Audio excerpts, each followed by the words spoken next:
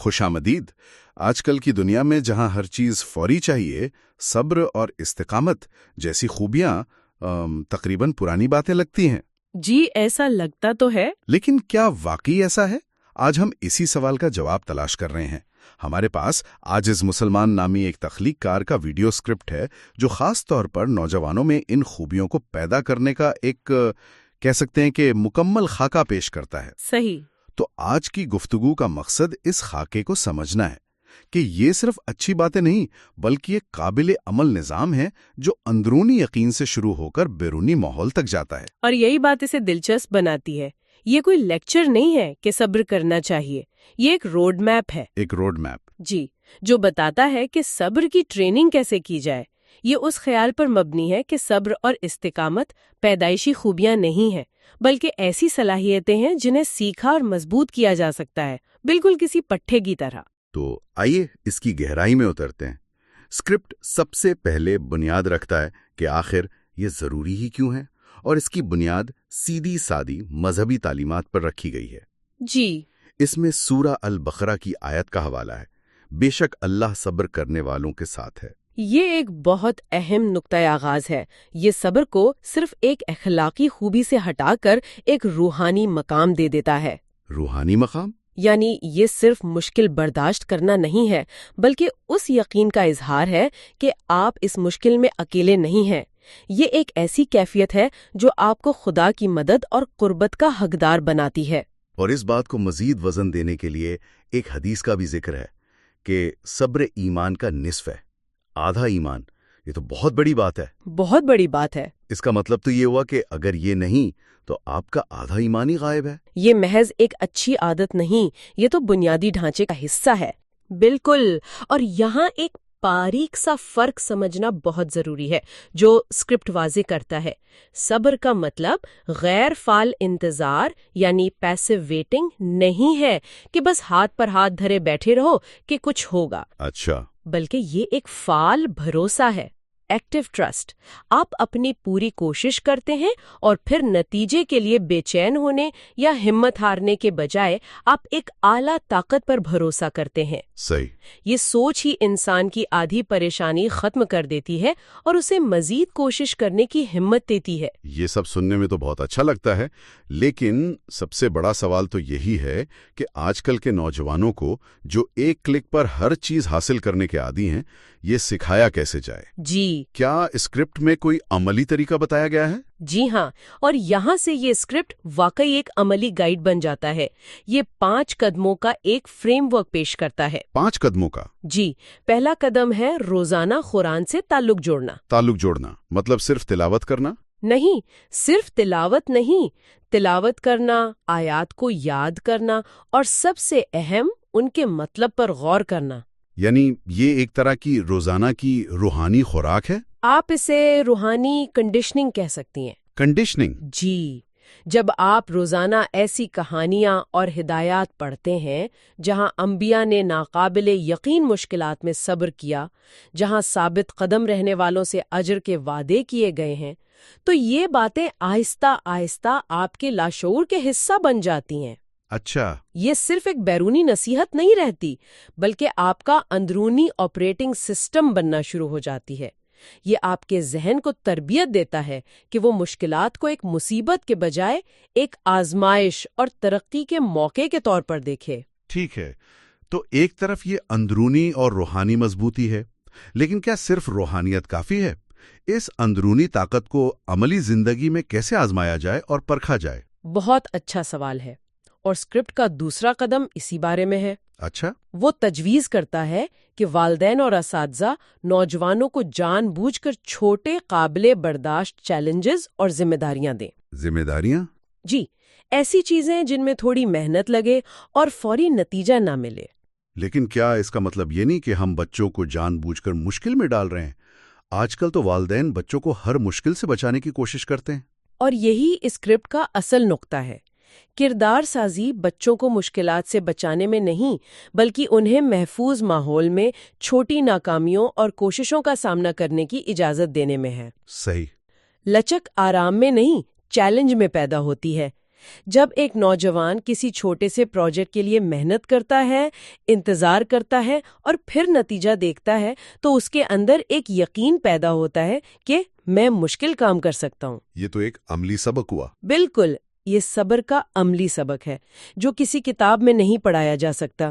یہ اسے سکھاتا ہے کہ ہر قیمتی چیز کے لیے محنت اور انتظار کرنا پڑتا ہے۔ یہاں ایک سوال پیدا ہوتا ہے، ایک طرف آپ کہہ رہی ہے کہ کوشش کرو، چیلنجز کا سامنا کرو، دوسری طرف اسکرپٹ کے تیسرے قدم میں دعا اور توکل یعنی اللہ پر بھروسہ کرنے کی بات ہو رہی ہے۔ جی، کیا یہ دونوں چیزیں ایک دوسرے کے خلاف نہیں جاتی؟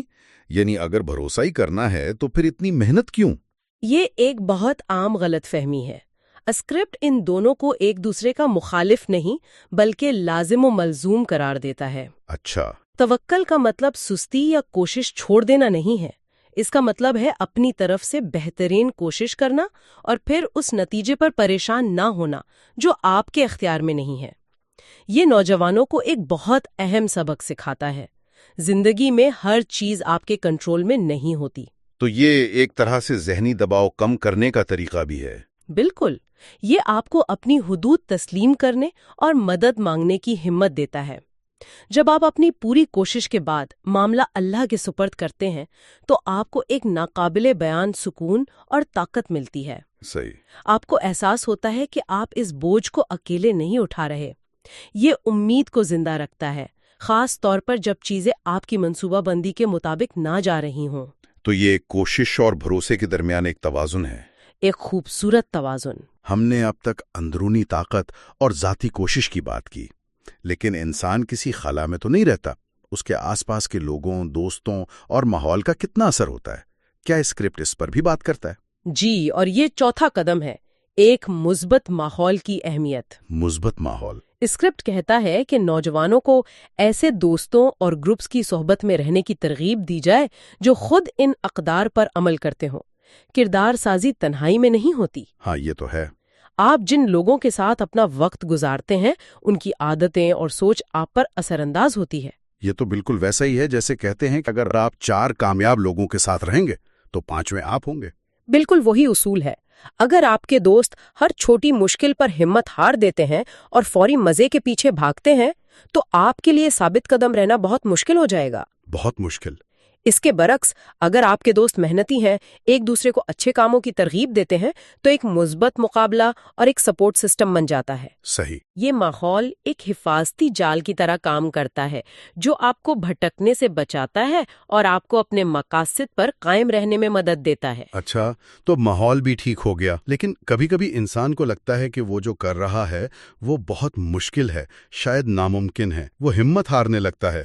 ایسے میں کیا چیز اسے دوبارہ کھڑا کر سکتی ہے؟ اور یہ ہمیں 5ویں اور آخری قدم پر لاتا ہے، عملی مثالیں اور رول ماڈلز۔ Role models. جی، اسکرپٹ مشورہ دیتا ہے کہ نوجوانوں کو تاریخ اور موجودہ دور سے ایسے لوگوں کی کہانیاں سنائیں اور دکھائی جائیں جنہوں نے صبر اور استقامت سے بڑی کامیابیاں حاصل کیں۔ یہ تجریدی خیال کو ایک ٹھوس شکل دینے جیسا ہے۔ بالکل، جب ایک نوجوان صرف نصیحتیں سنتا ہے تو وہ شاید اتنی اثر نہ کریں، لیکن جب وہ کسی حقیقی انسان کی کہانی پڑھتا ہے، کسی کی زندگی کا تجربہ، جی، جس نے غربت، بیماری یا ناکامی کے باوجود ہمت نہیں ہاری اور آخرکار کامیاب ہوا، تو اس کے ذہن میں یہ بات بیٹھ جاتی ہے کہ یہ ممکن ہے۔ ہاں، یہ ممکن ہے۔ یہ کہانیاں اسے دکھاتی ہیں کہ صبر صرف ایک اچھی بات نہیں بلکہ کامیابی کا ایک آزمودہ راستہ ہے۔